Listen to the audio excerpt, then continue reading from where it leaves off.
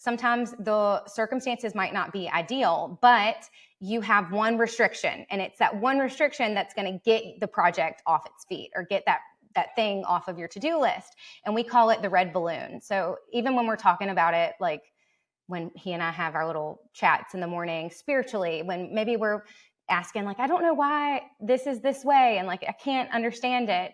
Sometimes you just have to release it to like, that's the red balloon, Tori. Like he'll tell me, and we'll remind each other, Dylan, the reason that has to happen is because that's your red balloon. Like, and so just finding that one thing that might seem like a problem, but like reframing it to be something that actually encourages you to overcome what the problem might be.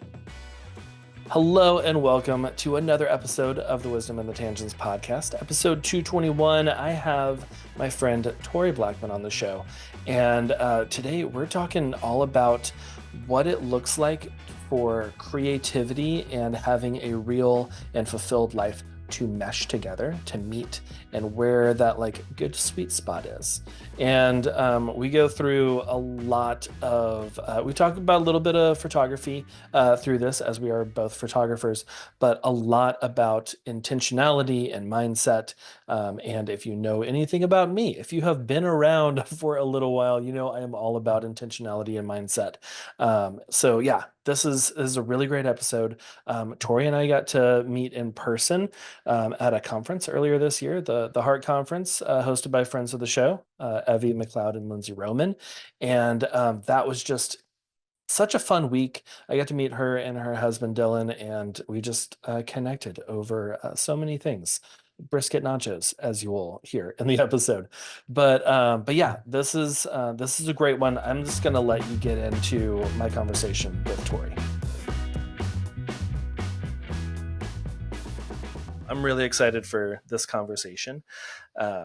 And yeah, I'm excited to be here, John. Yeah, thank you so much for being on the show.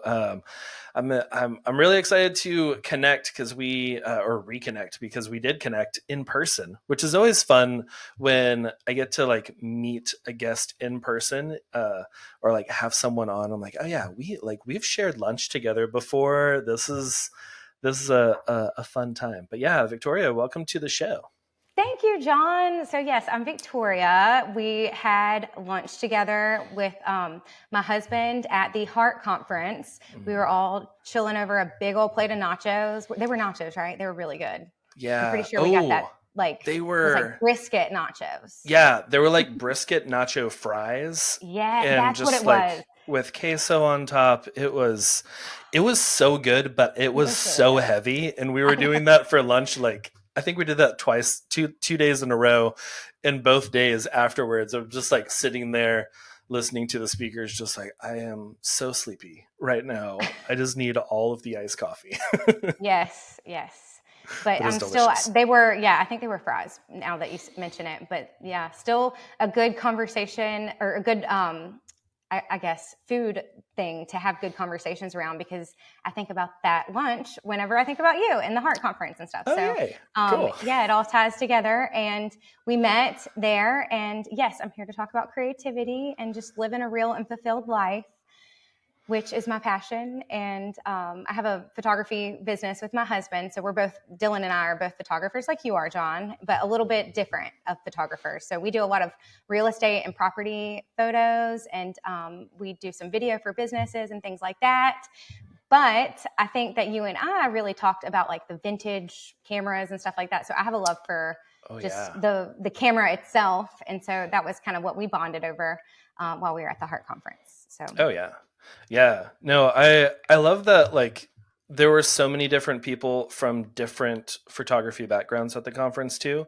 Cause like for sure, majority of everyone was weddings, but it was really cool. Like talking with y'all and like getting to hear about like, okay, what does it look like as like, cause I've dipped my toe into real estate photography a few times, and it's usually for like past clients who are selling their house or who have become a realtor and they need photos and all that. I'm like, yeah. And you're the photographer, friend. Yeah, and I'm the photographer that they know. So they ask me if I can do it. But like, how did y'all get into that? Was that like what y'all started with, or? So it's actually a How'd that go? funny story. Dylan and I are both creative people, and we met in college at the University of South Alabama. And he was in communications, I was in theater. We both did that little route of being the artist, and we still are. We're still working very much as artists.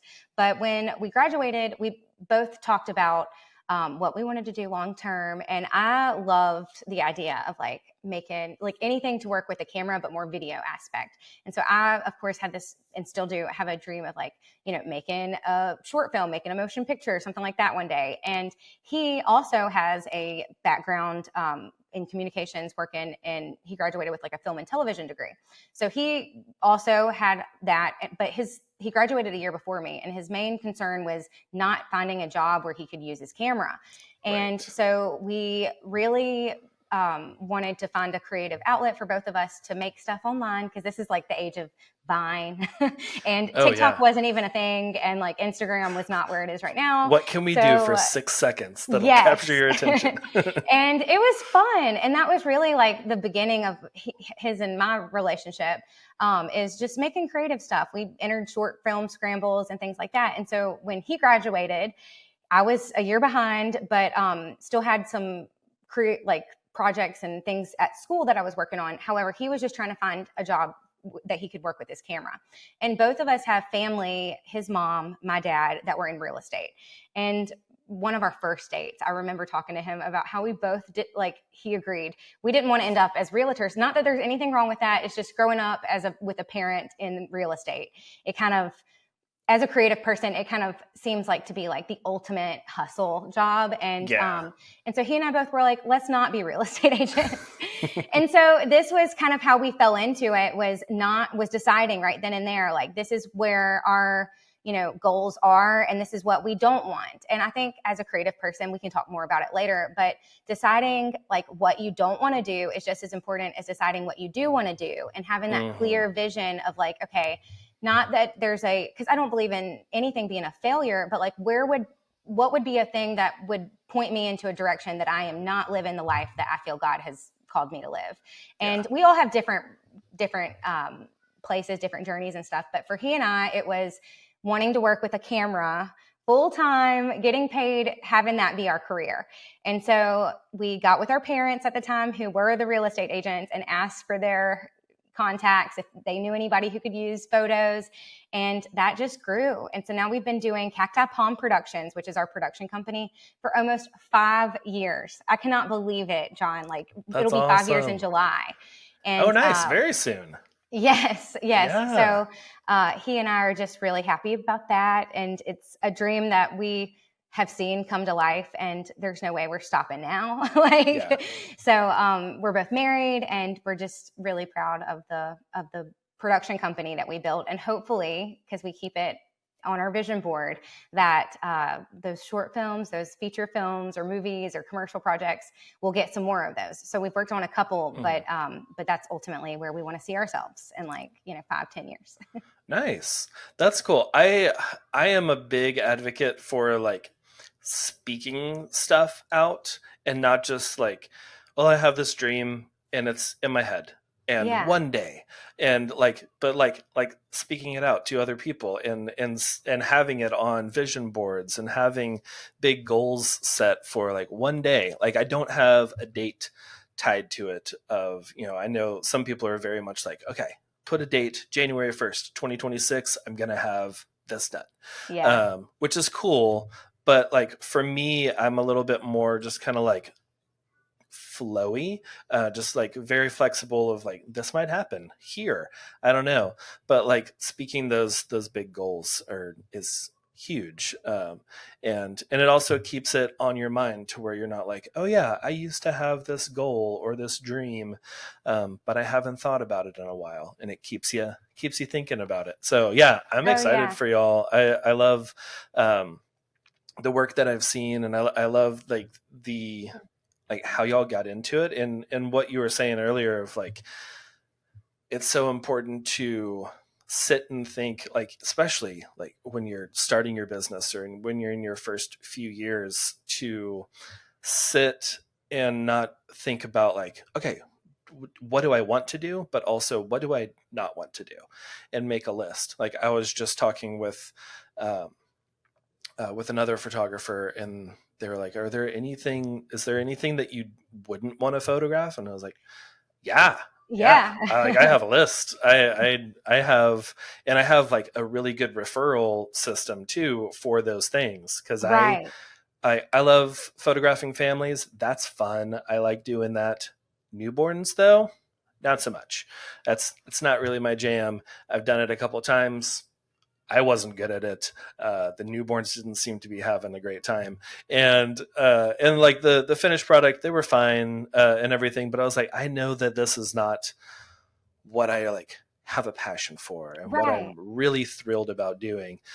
So I can set that a hard no, and then that opens up more time for the hard yeses that come in. Yes. Yeah. Exactly. It's kind of like when you give someone directions and you say, hey, Mm-hmm. I know you are trying to get to the grocery store and you're in a new town, but guess what? I'll tell you, you go straight, you take a left. If you've reached this point, you are not there. That rock, that is when you've gone too far. So don't, I'm not saying that life is a place or a thing that you can have directions, like clear directions about. But I do think that when you have those boundaries around things that that they don't let you up, or they don't, exactly feel like you're on track with. For us, Mm-hmm.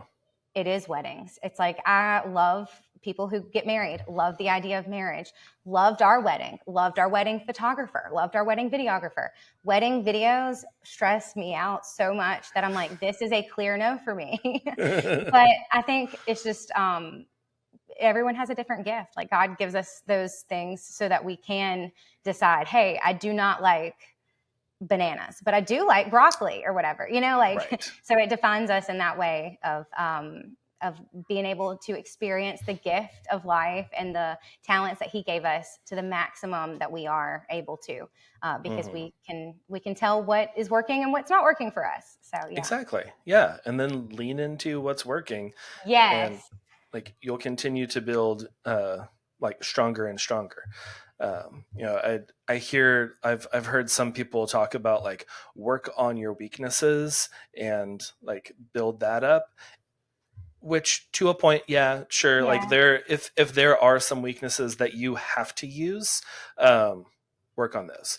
But like I am much more of the like this is something that I'm really good at, that I know that I am meant to do this. I'm gonna work on that a lot more than I am gonna spend time and energy on a weakness to get it to like okay. Yeah. Then it seems much better to work on a strength to get like amazing at it. Right. uh, Yes. and that's whenever you get amazing at something, that's whenever you have a name for yourself, and people are like, oh yeah, yeah, Tori, like we know we need to hire her and Dylan for this because they're amazing at it, and that kind of stuff. uh, Yeah. So right yeah. now, if you are listening and you've got a property for sale, we know how to tell your house's story. So that's something Mhm. we have gotten really good at, and it brings us a lot of happiness. So yeah. We all want more time in our life. I mean, think about it. It's one of the best seasoning. I can't imagine a shepherd's pie without some time. What was that? Oh, yeah. No, that makes more sense. Okay. We all want more time in our life. Time is finite, it's a construct. But what if I told you you could create your own time? Not exactly, but pretty close. Since I've been using Imagine AI to edit my photos, I have gotten hours and hours of time back that I would have just been sitting in front of my computer, clicking away, editing all the photos. But now I can use those hours to work on my business, to bring in more leads, or for some leisure time playing Super Mario trying to beat that one level that I can't. It's those freaking ghosts, they get me every time. Okay, so this is how it works. With Imagine AI, you upload your photos and it reads everything and learns how you took it from the raw files to the edited images. And it will learn to edit just like you. I've already uploaded over 16,000 images, and every single catalog I get back is better than the next. If you want to get your time back and get your first 1,500 images edited for free, go to allheartphoto.com/AI. That's allheartphoto.com/AI and create more time. All right, now I'm hungry. I got a couple questions here from Ezra watching. Okay. One quick one, or maybe it's not quick, I don't know. Short question. Do you rely on a hybrid camera or do you have a dedicated film camera for video? Okay, so really good question. So we do have a hybrid. We've got the R5, the Canon R5, that is our main camera, and we love it. It is really good at what we use it for, which is walkthroughs and a lot of property photo. We do the HR photography. And I got that one because I liked the flip out of the screen for vlogging and seeing myself. And it's a mirrorless, so it's got a really nice mirrorless features and stuff like that. Yeah. I also small body, lightweight. It's great. Yes. And I also got, and this is something I want to play with more, but when I graduated high school, now this has been 10 plus years, I received like a Canon handheld video camera. And we moved when I got married 2 years ago, and I used the handheld just like for personal projects and stuff all of the time. And I somehow misplaced it during the move. And probably 3 weeks ago, I found it again and rediscovered it. And there was still shots that actually was from one of Dylan and I's like very first dates on it. Oh, nice. And yes. And so I am hoping to get back to using that more. It's plugged up right now. And I've still got to copy what is on there onto my hard drive, or my computer hard drive, but I want to get back into using the Soul video camera handheld because they're making a comeback again. And then also I just have so many great memories with that camera that it really made me excited to find it.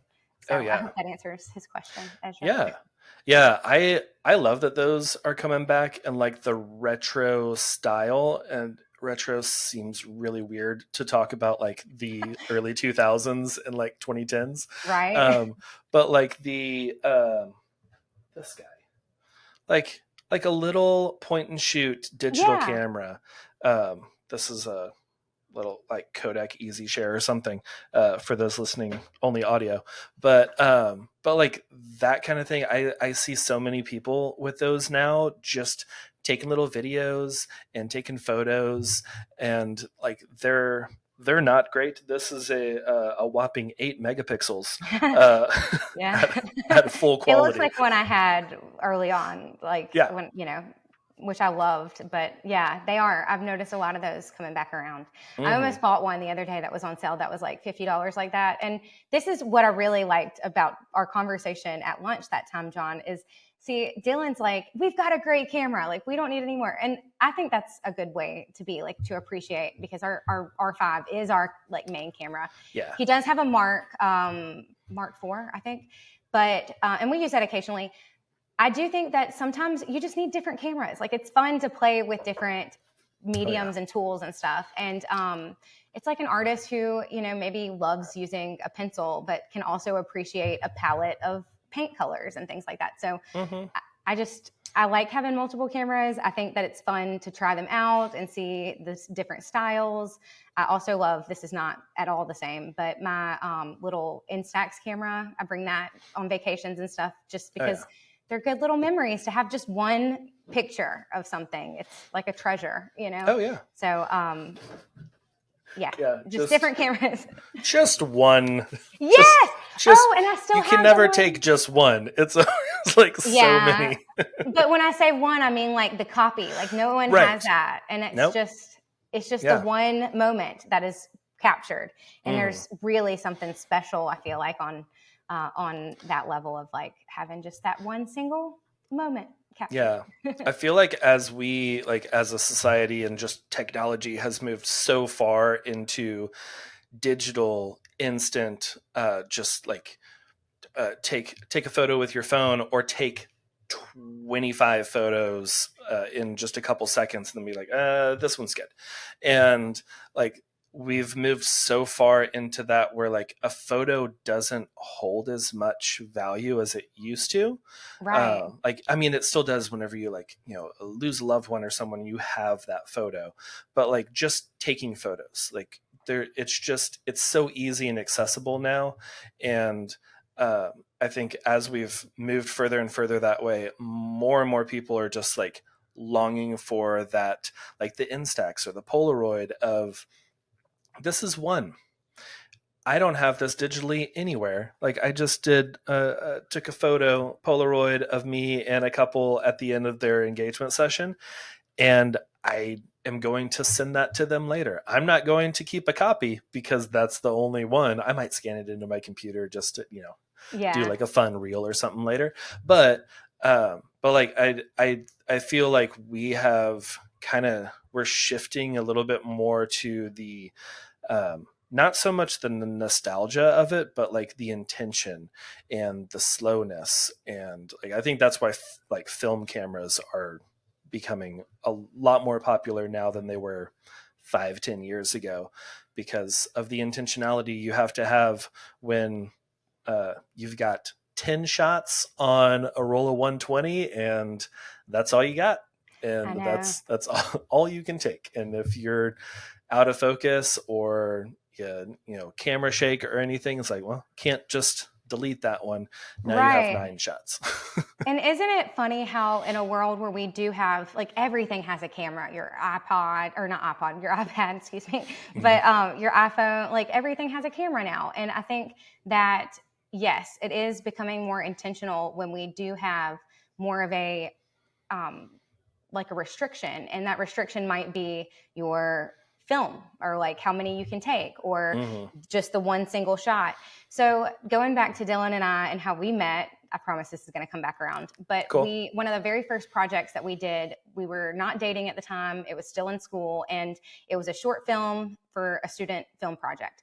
And there was one red balloon that had to be in everyone's film, and it didn't matter how you incorporated in there. It didn't matter if it was an inflated balloon, if it was, popped, whatever. Just, you had to be able to have that red balloon. So the reason I bring that up is because Dylan and I now have a little, I guess, touchstone that we talk about in life, where sometimes the circumstances might not be ideal, but you have one restriction, and it's that one restriction that's going to get the project off its feet, or get that thing off of your to-do list. And we call it the red balloon. So even when we're talking about it, like when he and I have our little chats in the morning spiritually, when maybe we're asking, like, I don't know why this is this way, and like, I can't understand it. Sometimes you just have to release it to, like, that's the red balloon, Tori. Like, he'll tell me, and we'll remind each other, Dylan, the reason that has to happen is because that's your red balloon. Like, and so just finding that one thing that might seem like a problem, but like reframing it to be something that actually encourages you to overcome what the problem might be. I don't know. Am I communicating that well Oh enough? yeah. Yeah. Okay. Yeah. So, Instead of like looking at everything through like a negative lens of, yeah. oh, this is happening, and like, this is happening to me, and like, why is this? And just like, just so like sorrowful, pitiful, just very much like the world is against me, or like this thing is happening and it's bad. Which there are a lot of things happening that are bad. Right. Right. But like, looking at things in more of a positive lens of like, okay, this is happening. It's not good. This is objectively bad. How can I grow from this? How can Yes. I, like, this is something I'm currently going through something similar to that I've been trying to like kind of spin positively with some associates who worked for me and didn't uphold to their side of the contract Oh, and all of that. And I've been dealing with the not so pleased customers, mm, and like, that for that. is very easy to like look at negatively and just be like, why is this happening, and all that. And sometimes I do need a minute to look at that negatively. Yeah. Uh, Yes, and yes, yeah, and yeah. It's not like it's not like that. What is it? That toxic positivity of just like, right. no, everything is good and I'm blessed No, and everything's that's cool. And yeah, just like forgetting all of that, but like looking at it in a positive light of this is happening. This is tough. It's really hard. It's costing me a lot of money. What can I learn from this? And I have learned a lot because it's been a couple years ago now, but still kind mm, of dealing with the aftermath. And it's taught me a lot about my current associates and mm, how I can, be more communicative with them uh, and also like making sure a little bit more micromanaging than I thought I would need to, but mm, like checking in and all of that, making sure that they're doing what they're doing. Cause like Gary V says of like, as the CEO, as the boss, you should not expect everyone to be as passionate about your business as you, because right, it's not their business. And right. it was a really good like, oh yeah, they shouldn't be as passionate about this as me. Like it wouldn't make sense. But That's a no, good I way to love look at it.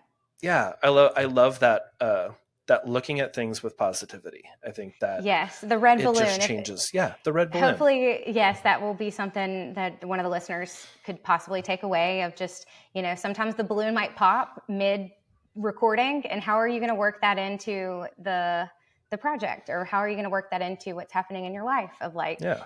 this red balloon, I've got to still have it somehow, for it to be complete, but now it looks different and that's okay. So yeah, give that space, always give yourself the space to look at the reality of it. Hmm. And I think the yes and comes from my theater background and saying, Nice. yes, we can be here, but let's not stay here. Let's also, evolve from it. And I also think of like the Pokemon up evolving or whatever of Uh-huh. evolutions. And so just a little hint to my nerdum in that way, but Nice. like, but yes, just having that be something that makes you grow. And you can take and say, I didn't really like the balloon popping, but the red balloon has now evolved and the story still gets to be complete. So Hmm. Yeah, yeah, and like that's I don't know. I think I could talk about this all day long. Like this is I think that's such a great mindset to have as you're moving through life, yes. and just don't dwell on the bad, and just like how can I take this balloon popping and use it in my story and move forward and grow from this. Um, which, speaking of growth and just kind of like, I know we're talking about like living a fulfilled life and everything, and like what does a real and fulfilled life look like? I know that might be a little subjective to Yeah. each individual It person, but kind of like overall, what kind of does a real and fulfilled life look like? So I am so glad you asked. This is something I'm very passionate about very passionate about, and I love talking about it. And the idea of living a real and fulfilled life was something that the Lord put on my heart while I was working at the TV station. I spent the first 4 years out of college working on air as a local promotions, not quite a journalist, but an on air personality for our Mm, local TV station. And a lot of the stories that came in were real stories, but none of them would really, it was a lot of negative news. Like, so I never really got fulfilled from yeah. working there. It was really just, it was a great experience. And I think my world and also just what I was seeing in the world needed something a little bit more real.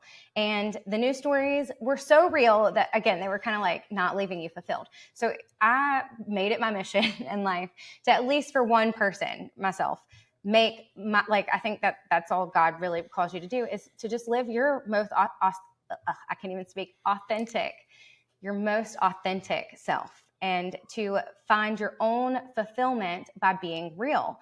And like you said, John, it is very subjective because it takes us getting alone and finding peace within ourselves in order to be able to live a life where we feel like we know those boundaries, like we talked about earlier, of like, I feel called to do this. This makes me uncomfortable, but I still feel called to do it. This is a no for me. And so I go back to real and fulfilled every time when I'm trying to hack my own life in a way.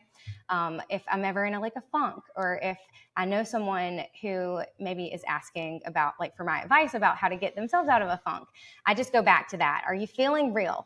Let's get honest with ourselves. And you can have the space to be upset. We don't, again, want to have that toxic positivity, but at the same time, sometimes we kind of go the opposite route and we'll have extreme negativity about something, and we're just being dramatic, and that's okay. Because again, I'm a theater girl. I was raised on drama, but good kind. And so I definitely understand finding the story in our drama, but we don't have to live there. We can get real with ourselves and then ask ourselves, what can we do that would make this a better, more fulfilling experience? And sometimes that's a glass of water. That might be what you need right now. Or, a nap. People often say people are overworking and you might just need a nap. So just asking yourselves in those little moments, as well as the big ones, what could I do to be more fulfilled? And am I being honest and real with myself? And when you say yes to both of those, then you're living a real and fulfilled life. Yeah.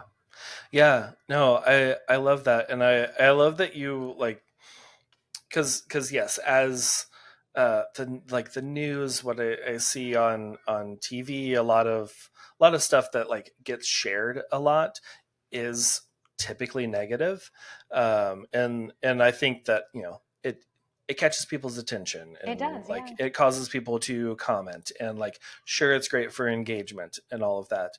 But it reminded me whenever you were saying you saw all of that and then you wanted something more real and fulfilling. It reminded me of during the early COVID days of everything was locked down, and then John Krasinski, Jim from The Office, started the Some Good News channel, where he was just in a suit and athletic shorts, and just the world needs some good news right now. What are some great stories? What are some uplifting things? What are some the cute little puppies and those kind of videos? And I just got hit with one on TikTok this morning of siblings surprising their other siblings coming back from the military or something like that. Aww. And just those running and embracing, or just completely falling down with emotion. And those good moments, those are fulfilling. They make you feel good. And that's what life's about. Those moments are real. They might not be the normal every day, but it's kind of like those Polaroid pictures. Those moments aren't the ones that you're going to have 1,000 of on your camera roll on your phone, but they're the ones you keep. I still have the ones from the Heart Conference. They're the ones that you find at the right moment when you're digging through, your little photo albums or something, and it falls out and you're like, oh yes. And so those real and fulfilling stories, I have a podcast actually called Contagious Victories, and I started it right before COVID. So my idea was very similar to John, or it's John, right? It's not from The Office. I don't know his real name. Jim. Yeah, his real name is John. It's John. Yeah. Okay, John I got Krasinski. those two confused. Yeah. But huge fan. I do know him, and I have seen his work with the Good News channel. And very similar to that, I was really trying to start a little outlet for positive local stories at the time. And this was July 2019, and it just really didn't. It took a couple, years to pick up, and is now developed into something different, a little bit different. But the whole idea was to make good news stories. I say all that because we all know what happened in March of 2020, and it just was so ironic how the word contagious then became a really negative thing. Oh, and so yeah. I felt though that was all the more reason to keep it going. And over time, I've had my own fair share of needing to have that encouragement of being real and fulfilled, and getting back up in those red balloon moments. So over the course of the podcast, you'll see different evolutions of how it has came together. But yes, it definitely started as just another way that we can get good news out there, or just good stories in general, because now it's even different than it was 4 or 5 years ago. But the world is just craving those real moments and those authentic things. And sometimes it does look like a sibling coming back after being gone for a really long time. But yes, the moment in itself is so rich with emotion and just good vibes. And that's what life's about. Like, that's why we're here. Yeah. And I love like with your podcast and like others of just like sharing stories and having conversations, like those are so real. Because like whenever, one of the reasons I started this podcast was because the photography podcasts, the business podcasts that I was seeing out there, they were all very much like, here are the 5 steps to do this. And like they felt more like the Instagram kind of like highlight stuff of, let me tell you about my most recent launch and how I made, 7 figures doing this thing. I'm like, that's cool and everything, but like I want to hear about like the real part of your life, and not the little 5-minute clips of all this. And I love those real conversations. And sometimes the conversation is not all about positive things, but it fulfills you to hear these stories and conversations. So the realness, yeah. And like with that, I don't know, this, how can we use that, like that realness, that fulfillment in our work, or just like in our day to day of, just kind of being a little bit more mindful, I guess, more intentional of kind of bringing in, realness into our life. So I have been thinking a lot about this a lot, because it's one thing to hack your own life and feel like you've got, your own things under control and you can pick yourself back up off the ground if you need to. But it's a whole nother thing to really inspire and encourage other people to do it their way. And so I told you earlier, I woke up a little bit early this morning and I asked God. I mean, that's what I think personally I do. And so when I did this morning, I got a little acronym that came to mind, and I felt like this was a good way to share to others how they can be real and fulfilled. So I'm going to let you know this little acronym is like a beta version of it, because it just kind of came together this morning. Yeah, but this is the rough draft. This is the might rough change draft later on. Yeah, I do love a good acronym though. I know. I'm all about this. Okay, good. Well, hopefully it can be helpful. And yes, over the course of our conversation, I think I've shared a couple little touchstones of like, I'm ADD, so I have to have these little things for myself to be like, wait a second, you thought this yesterday and now you're kind of upset. So like, let's go back to that red balloon. And so that's why I have the touchstones and the acronyms. So this one's called CELL, like CELL, like every living being that we're aware of, plants, animals, has a cell. And all of those cells is just one, like, right? You have one and it splits, but it all comes from one. So CELL is the acronym. And the C stands for courageous. Now, what are you going to be courageous about? It is a C to be courageous about being, hang on, I wrote it down, curious, because that courageous and that curiosity is something that's going to be a little bit, it's of a tension point, right? Like, so, every good story, it has some drama, but the drama doesn't have to bring the whole story down. It can just have a tension point that keeps you going to the victory.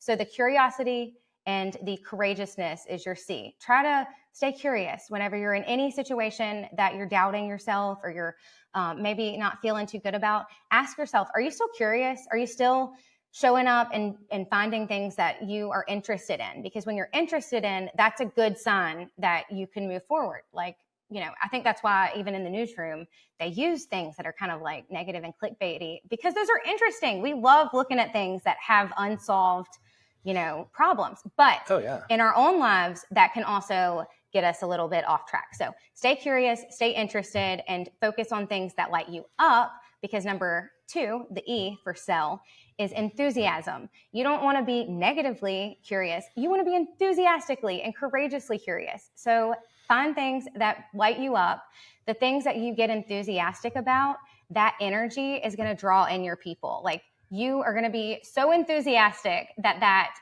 message or that feeling that you're communicating, it's going to touch them on a way that words don't always touch them. They'll be able to understand through your enthusiasm. So stay enthusiastic. Number 3, is L. So L stands for learn. You always want to, again, be willing to change. Change might seem a little bit hard at first, but all good evolutions require change.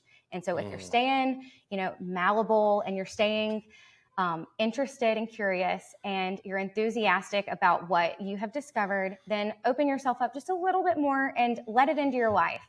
Let yourself learn from it, because that's again the gift that God gave us, is to live and to grow and to experience this beautiful thing called life.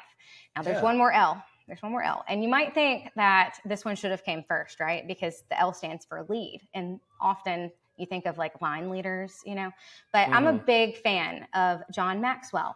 Are you familiar with John Maxwell? Oh yeah. Okay. I love him. And I really like how he uses acronyms. And also he just has little points and stuff that really stick with you. So one of the things I loved that I learned from John Maxwell is that leaders often lead from behind. And so that L in my little cell is going to be the last thing, because when you're leading from behind, you're looking out for others. And when you put others first, you're not the main focus of everything. And that's been really hard for me. I mean, I was a theater kid. I got a good job out of college where I was on TV. I loved the attention. So over the last couple of years, it's been really difficult for me to learn how to put others first. But now that I feel like I'm on the other side of that, it's so much more fulfilling to hear that we're not all alone in these crazy moments of life. And especially as an artist and as a creative, there's so many moments where we don't, think that we're good enough, or maybe we want it all to be about us because we need something solved or whatever, like a problem solved or something.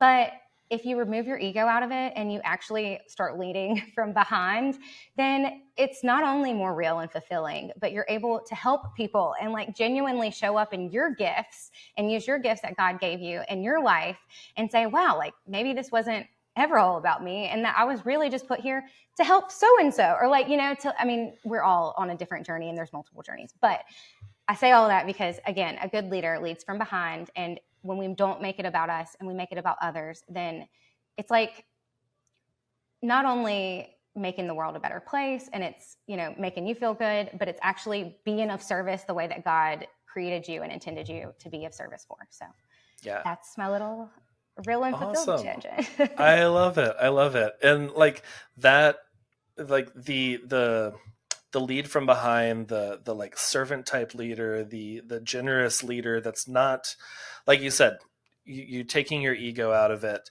Like those are the best leaders. Those are always the ones that they're not egotistical. They're not doing this in order to gain power. They're not like, sprinting way ahead of everyone else and just like leaving everyone behind, because that's not a great leader. You need to be in there with the group, in there with everyone else, and not above anyone, to where like you're also like I think about other like business coaches and how I've seen a lot of business coaches who are not in the field that they're coaching on anymore, and they're not really like in the day to day to where they see what's going on, or at least not like chatting with people, because it feels very distant, kind of like removed, like talking down from a stage and just like, I don't know what it's like down there for y'all, but I imagine it's like this. And that kind of like that leading from behind is like a person of the people, where you're there with everyone, and it's that whole community over competition, rising was it the rising tide lifts all boats? And I like that quote. I've heard that before. And like that's the kind of leadership that you're there to help everyone, including yourself, because your boat's getting lifted at the same time. You're also moving forward as you're leading others, but you're not leaving them behind. So I love that. And Yes. like the first, maybe not so much the leadership, as I was like, ooh, this might be exactly what I'm thinking. But like the first CEL reminded me of kids, just children, of like they're so curious, and Oh, yeah. I try and keep that curiosity of a child. And sometimes I go and splash in puddles, or just like walk in a creek or something. I'm just like, yeah, I'm curious what's going on over here. And like it helps to have kids, especially a toddler who's just like, sometimes I will just follow her around. I'm like, what are you curious about? You have 3, I have correct? 3, yeah. Okay. 3, 6, and 9. Oh, Just that's like such a just good like the song. spaced out like that too. Yeah. 3, 6, and 9, yeah. But yeah, like a couple of weeks ago, our 3-year-old had like an off week from daycare. Okay. So the older 2 were still finishing out the semester at school, and she was at home with me. So every morning we would say bye to everyone, and then we would just go for a walk because it was pleasant before it got very hot here. And I just let her lead. And hey, we're going back to leading. But yeah, like exactly. I let her lead, and I kind of was the leader from behind. I was still in control, and I did say like, no, we can't go over there.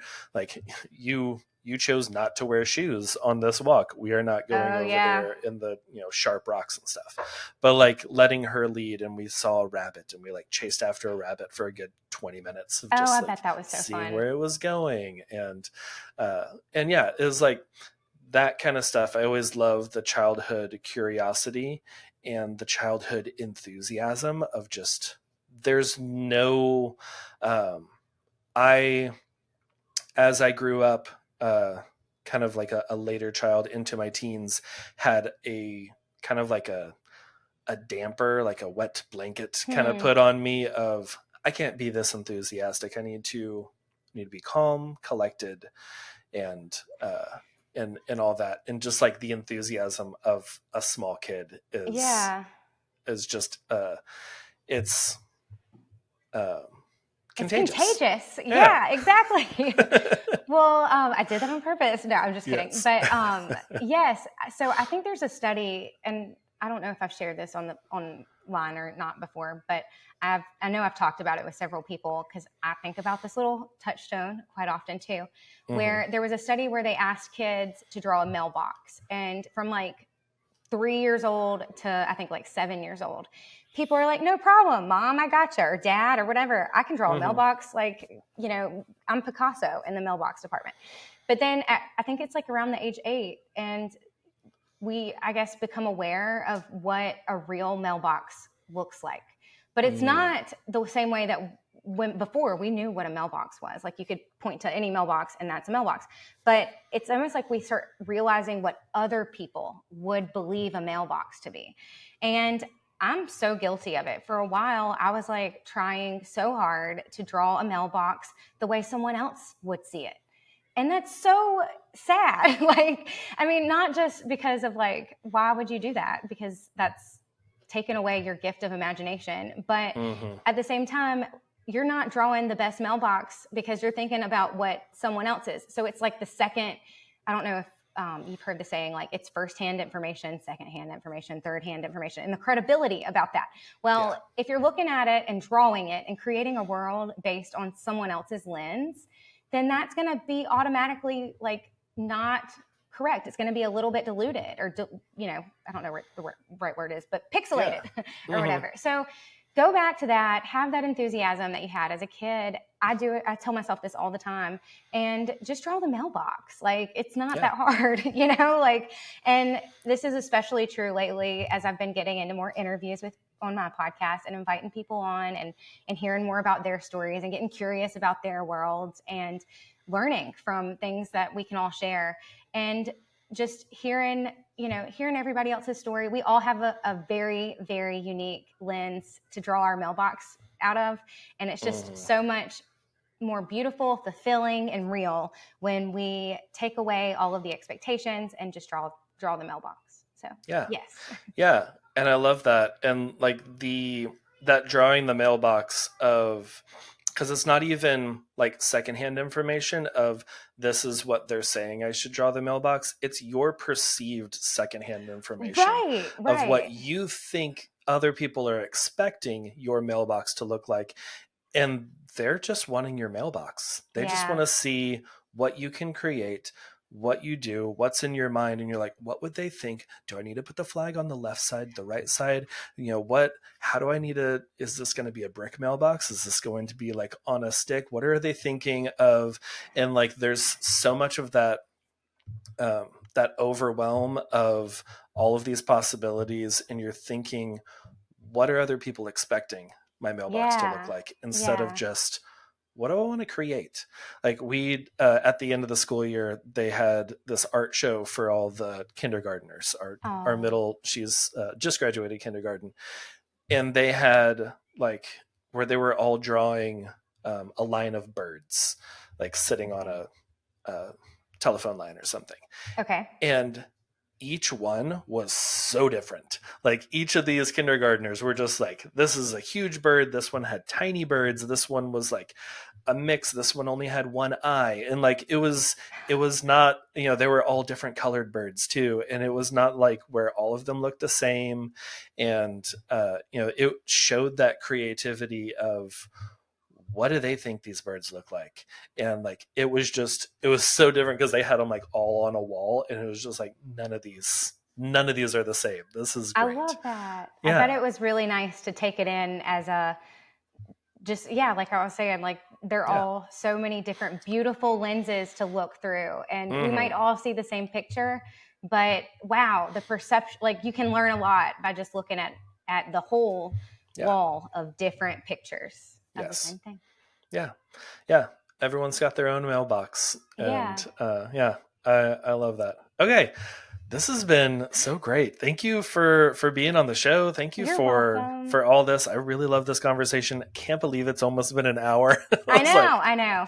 we And could we've just talked about we could just keep some talking. out there stuff like Yeah. balloons, mailboxes. Yeah. Mm-hmm. We got acronyms for y'all, all Acronym sorts of cells. things. Yes. Yes. Well, thank Awesome. you for inviting me on. It's been a great Yeah. time. Yay. Yay. Yeah, I've really enjoyed it. Before we kind of wrap up and you can let people know where they can find you and follow you and all that, it's part of the show that I like to do about what we're Oh, loving yeah. this week. Oh, yeah. And it could be, literally anything, book, TV show, movie, could be whatever. Could be that Okay. Instax camera. Well, the first thing that came to mind is the thing that I'm going to use because I have truly been loving it lately. Great. My grandmother is a older woman. She's in her 80s, and we have been playing Words with Friends. And I was on the Words with Friends train like 10, 12 years ago and Mm-hmm. deleted it, forgot about it. And now I've re-downloaded it and have been having so much fun playing Words with Friends. Like this is Nice. super random. Again, like this is off the top of my head, so I didn't give too much thought about it. There's no Yeah. sponsorship from Words with Friends, although Yeah. would love that, but no. Hey, hit us up, no. Words with Friends. Yeah, no, but it's just fun. I got Dylan, my husband, to play, and so now obviously like we're in the same room a lot of the time, but we're still have like that going on, so it's outside of work. Mm-hmm. And it gets your brain thinking, and you start noticing, or at least I have, using words you've never used before, but it actually teaches you something. So yeah, Words with Friends is what I've been loving lately. If you maybe deleted that on your old phone or off your phone, go re-download it. Just see if you like it again. Yeah. And then I love listening to new podcasts. So I'm excited to be on this one, and that's going to be my number 2 for that question. Nice. Okay. Yeah. I love the connection through Words with Friends of like, even though you're not really like chatting with someone, there is a chat feature, I think, but like, it's just like, oh yeah, we're going back and forth. There's that little bit of connection. So whenever you see them next, it's not like, oh, hey, it's been like 6 months since I've seen you. It's like, oh yeah, we were just playing a game this morning, and Right. like there's that familiarity. That's great. Yes. Yeah. And it's just a fun way to keep, like, there's family members that I wish I could talk to more, but maybe the Hmm. time doesn't come until it's like 9:30 at night or whatever. And so Right. if I see that she's played, I can play her back. And again, yeah, that connection is nice to have. Yeah. Yeah. Awesome. Okay. Very cool. Let's see. I'm loving this week. I am loving I'm loving a new book that I got. Okay. It's a photography book. One of my favorite photographers, Rodney Smith. He's since passed. I think he passed in like the early 2000s. But like his there's a memoir book that I don't remember. I think it's like Pete Martinez or something like that, Martineau Okay. maybe, made this book about Rodney Smith and his life, and it has his photos like all through it, and just the composition and the storytelling through the photographs, and just like some of what he does is just kind of like um, I don't know, just like not not real, like wearing giant hats and stuff like that, but Oh, a lot of his stuff, he does a lot of like leaping from one thing to another. But it's been really great, very inspirational, like looking through that and just seeing the composition of things. Most of it's black and white photos. I think he did everything on film, but yeah, wow. it's been really cool. And there's like a I think his family has continued his Instagram, so they'll like post um, old photos of his. I think if you just That were search archived. Rodney Smith, you can see. Yeah, Yeah. That yeah. name sounds really familiar, but I'm better with faces than names. I'll let you know. So I might Hmm. have seen his work before. Is it a coffee table book or is it more like I know you said it has pictures of his Yeah, work, but does it yeah. Hold come? on for everyone on video. Let me grab it. Yeah, please. I'm going to look him up too. Rodney.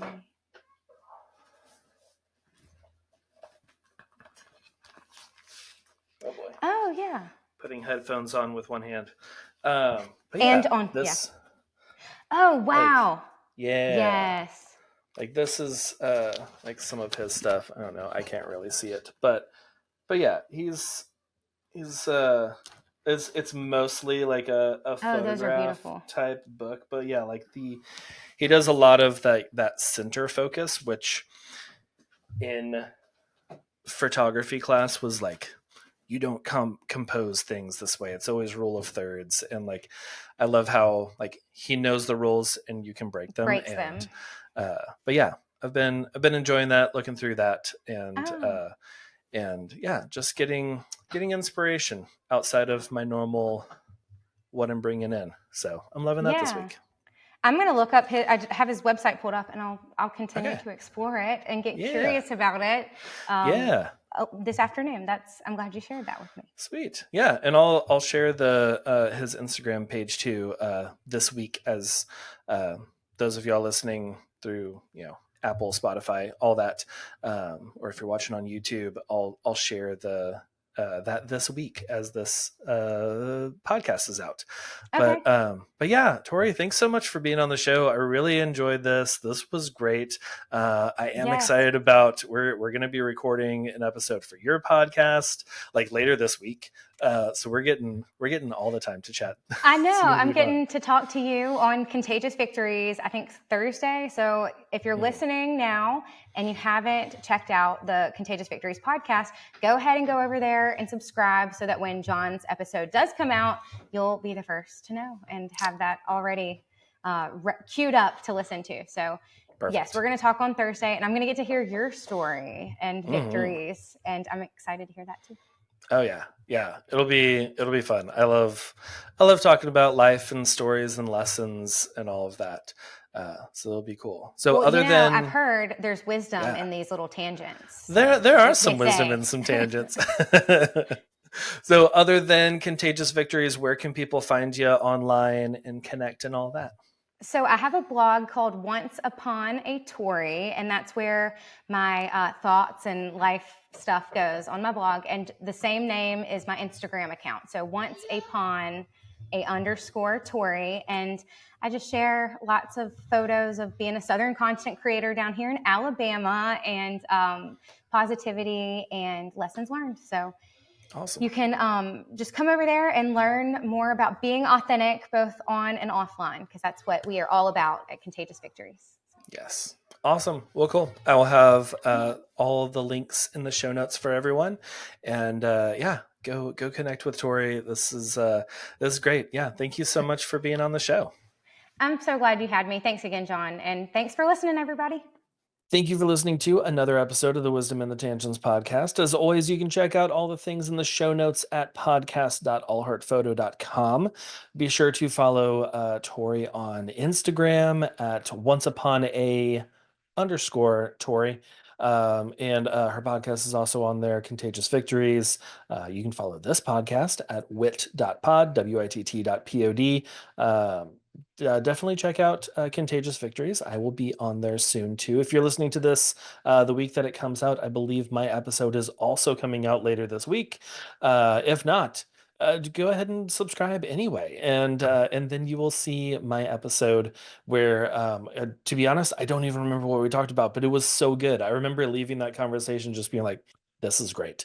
I know we talked about like some victories and some struggles that I have had in my life, and just getting through it. And I love the idea of like that kind of some good news in a podcast. So definitely go check out Contagious Victories. And yeah, next week, who do I have on the show here?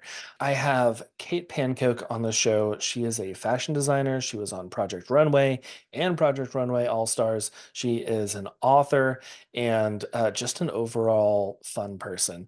And we connected years and years ago, and this was so fun to reconnect. As you can tell, we were very laid back in our conversation, but we talk all about just creativity, design, the wedding industry. She also writes for Style Me Pretty and other wedding type blogs and articles. So we talk a lot about that and getting published and all those kinds of things, as well as a lot about just life and her new book, which we get into as well.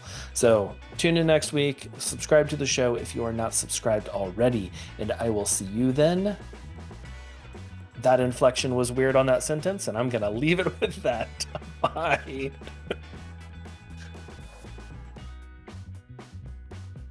How do I end it? How do I normally end it? Oh, end.